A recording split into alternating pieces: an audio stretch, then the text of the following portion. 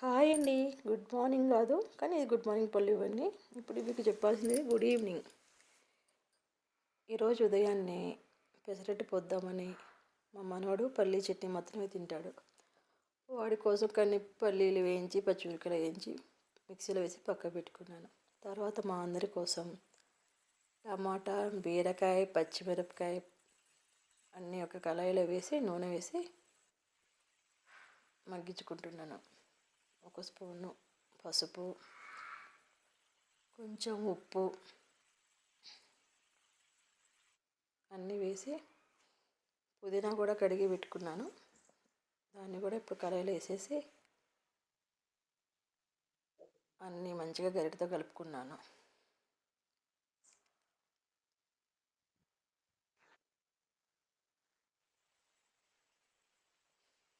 కొంచెం చింతపండు కూడా.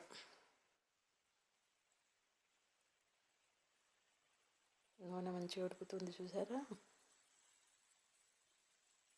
ఓ పక్కన స్టవ్ మీద అన్నము, తర్వాత చల్లారిన పల్లీలు పట్టేసి మిక్సీ చేస్తే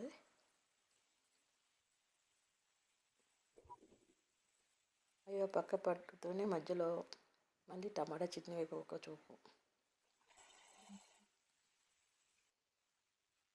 చక్కగా మగ్గుతున్నాయి, అన్నీ మగ్గాయి కూడా దగ్గరగా.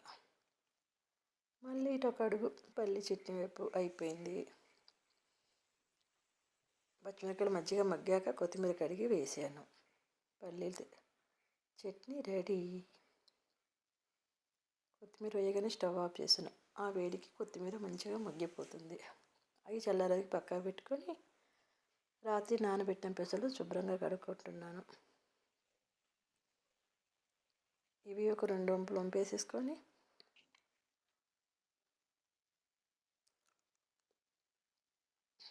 పచ్చడి కూడా రెడీ. ఇది ఒక గిన్నెలో పెట్టుకొని అదే మిక్సీ గిన్నెలో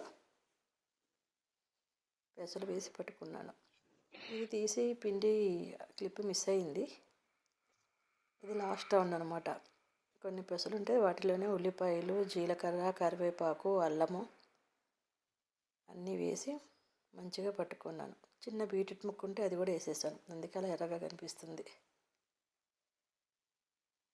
అంతా కలిపి గిన్నెలో వేసి కొంచెం ఉప్పు వేసుకొని గరిటె పెట్టి బాగా కలుపుకుంటున్నాను. ఇప్పుడు స్టవ్ ముట్టించి స్టవ్ మీద పెనం పెట్టి కొంచెం నూనె చల్లి ఉల్లిపాయతో నూనె అంతా స్ప్రెడ్ చేసేసి ఒక గరిటె పిండి తీసుకొని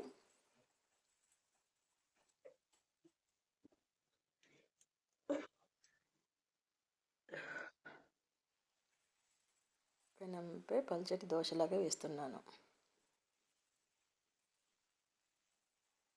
భలే వచ్చింది కదా గుండ్రంగా.